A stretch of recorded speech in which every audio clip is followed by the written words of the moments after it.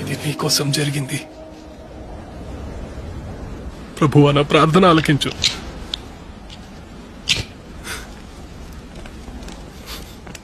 నా మొరని యుద్ధకు రానివ్వు. నా కష్ట సమయాన్న నీ ముఖాన్ని నాకు దాచకు. చెవి యొగ్గుము. నేను నిన్ను పిలిచినప్పుడు నాకు వెంటనే జవాబివ్వు. ఇవ్వవా? ఇది నీకోసం చేయబడింది. నీ ముఖాన్ని నా నుండి దాచుకోకు. నీవు నన్ను చూస్తున్నావా? అని నీ గురించి గొప్ప విషయం ఏమిటంటే, నీవు నిజమైన ఇజ్రాయేలీయుడవు. నీలో మోసం లేదు. ఇదేమిటి? మీకు నేనెలా తెలుసు? ఫిలిప్పు నిన్ను వచ్చి చూడమని పిలవక ముందే నాకు నువ్వు తెలుసు. అతని వైపు కాదు, నా వైపు చూడు.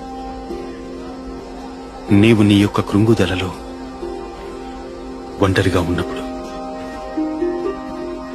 నేను నీ నుండి ముఖం తిప్పుకోలేదు. నేను నిన్ను అంజూరపు చెట్టు కింద ఉన్నప్పుడే చూశాను.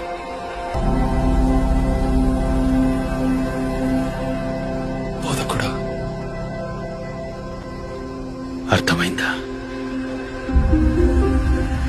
నువ్వు ఇశ్రాయేలు రాజైన దేవుని కుమారుడివి.